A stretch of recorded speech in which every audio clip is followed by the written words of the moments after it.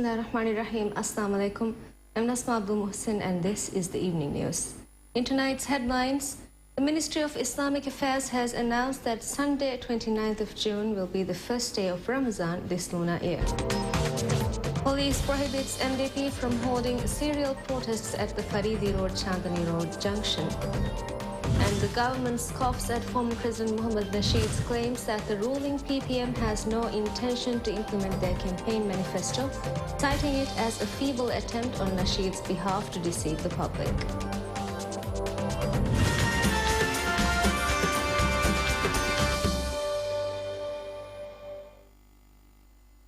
The Ministry of Islamic Affairs has announced that Sunday 29th of June will be the first day of Ramadan this lunar year. This was announced in a statement issued last night by the ministry after a meeting regarding the sighting of the moon. The statement was delivered at a ceremony held at the Islamic Center by the Minister of State for Islamic Affairs, Sheikh Muhammad Didi. He said that since the moon had not been sighted in any region in the Maldives or in any Islamic country, today, Saturday, 28th of June 2014, will be the 30th of Shawban 1435, and in the Islamic calendar, and that Sunday 29th of June 2014 will be the first of Ramadan 1435. Police prohibits MDP from holding serial protests at the Faridi Road, Chandani Road junction. In a letter addressed to the interim president of MDP, Mohammad Nasheed, the police said that even due to MDP's latest protests at the junction, they have received numerous complaints about difficulties for traffic, and residents of the neighborhood had complained of rights infringements. Police said that they also received complaints that the explicit language used by some protesters was unfit for a public gathering. The police also stated that as the Faridi Road, Chandani Road junction is in the city's business hub, closing the junction for a protest would hamper sales and business for retailers in addition to being a nuisance for pedestrians. The police said in the letter that thereby, under the authority granted to the police under Article 33 subsection A, Article 25 and Article 42 subsection A of the Freedom of Peaceful Assembly Act, they forbade MDP from holding their serial meetings at the junction. Police, however, added that they would provide assistance to any gathering which is organized and carried out in adherence to the Freedom of Peaceful Assembly Act, and called on the party to give prior notice about such gatherings. While police have forbidden MDP from continuing the protest, which they have labeled the barricade protests, MDP did not stage any protest last night.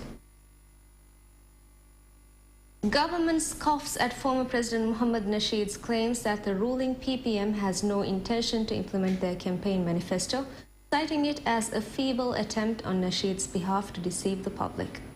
Government spokesperson Ibrahim Muaz Ali made this statement, referring to Nasheed's claim that PPM has no intention to implement their campaign manifesto and that the sole reason for establishing special economic zones is to establish anti-religious zones. Muaz said that Nasheed has yet again taken to the streets criticizing the current administration because he sees what the Yamin administration is doing for the citizens and because Nasheed is intimidated by the administration's prudence. He added that while Nasheed criticizes the Special Economic Zone bill, it is evident that Nasheed does not have a clear understanding of what is in the bill, as his 3-year administration was not one concerned with such steps. At a gathering held by MDP on Thursday night, Nasheed said that the Special Economic Zone bill proposed to Parliament by the government is similar to the SOFA agreement and threatens the country's freedom.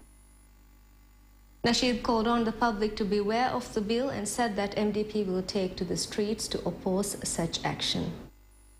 We now take a short break. Please stay with us for more news.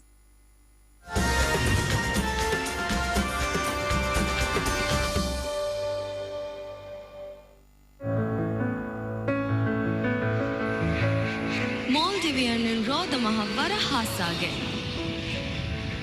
Ailano te rahmet terinaiku India ge Trivandramannone Chennaiya. Dekol ticket M7 kanuwa dihanuwa $. Ituru maulumat hodama tine fahen hataraka gulalava. Maldivian, flying made simple. Welcome back. In more news, a Center for the Holy Quran of Bahrain gives 50,000 copies of the Holy Quran to Maldives. Speaking with DhiTV today, Islamic Minister Dr. Muhammad Shahim Ali Saeed said that in the month of Ramadan, the copies of the Holy Quran will be distributed to mosques, schools, Quran teaching centers, and members of the public across the country free of charge. According to Shahim, the 50,000 copies of the Holy Quran were gifted upon a government request. Center for the Holy Quran launches a special distance education program where all its courses can be taught via e-conference. Addressing the function held yesterday at the Islamic Center to inaugurate the program, Minister for the President's Office Abdullah Amin said that a lot of efforts are being made by the current administration to expand the teaching of the Holy Quran in the country. He said that thus the aim of the administration is to create a new generation who will be taught using modern resources. He said that while students across the country can read the courses offered by the Center for the Holy Quran through this program, this would become a system that links all Maldivian islands. At yesterday's function, the program was launched to accommodate students from Formula. Islamic Minister Dr. Muhammad Shahim Ali Saeed said that teaching via e-conference will officially begin in July. Met Office warns of possible tidal waves in islands in the center and south of the country tomorrow. According to the Met Office, when tides are high, tidal waves are possible in such islands tomorrow, as these are the beginning days of the southwest monsoon. So far, tidal waves have flooded areas in 25 islands and incurred damage to property. Maldives National Disaster Management Center has said that 12 islands have complained of frequent tidal waves on a regular basis.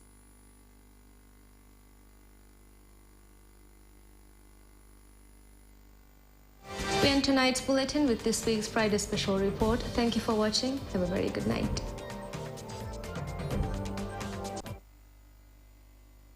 No one would deny the many virtues the holy month of Ramadan brings to all believers. We Maldivians have always believed and strived to make best use of the month, where all acts of worship and good deeds are worth countless rewards. Although our religion Islam has decreed fasting during this month and set numerous rewards for it, it has become evident that there is a group of people in Maldivian society who is challenging the decree by rousing the masses to action and pushing them to take to the streets as Ramadan approaches each year. This is in fact the third time an individual with a great thirst to become the country's president is making excuses to flare up public rage and draw them out onto the streets while Ramadan is just at hand. Although most Maldivians are least surprised by former President Nasheed's customary practice of holding street rallies during Ramadan, some of his political claims this time may prove to be of shock value to many. There are many reasons why some politicians mock Nasheed for claiming that he is protesting against the government's plans to promote anti-Islamic activities in the country. They justify their mockery, pointing out that Nasheed is not someone with a clean slate, for he had traveled to anti-Islamic nations and spoken openly against Islam, the Holy Quran, Prophet Muhammad, peace be upon him, and even Saudi Arabia. While it's common knowledge that Nasheed had planned to promote and conduct a poll on religious freedom in the Maldives and openly described certain Islamic punishments as harsh and aggressive, many would surely know that someone who has spoken about seeking an alternative narrative for the country even after stepping down from power would never stand in defense of the Islamic religion. While Nasheed is claiming to protest against the government's economic policies and the alleged loss of national independence due to the establishment of special economic zones during the holy month where even the devils are chained, those who know the truth about losses incurred to the country due to the agreement with GMR, the agreement with Israel, and various deals to sell off the country's islands and natural treasures to foreign powers will definitely laugh at the opposition leader's claims. While 2 years have passed since Nasheed's resignation, the masses have still not forgotten his destructive efforts to create chaos in the country in the days that followed, and the public terror coupled with various economic losses that resulted from his actions. Today, many political commentators and straight-thinking citizens of this country would agree that Nasheed's plans to take to the streets this time again are only designed to take away the peace and stability the country is enjoying now, create terror and tension among public, cripple the economy, and pave way for foreign powers to intervene in the country's internal affairs while portraying the Maldives as being in a deep state of political chaos to the outside world. They say it's only when these objectives are fulfilled that the former president would be satisfied the most.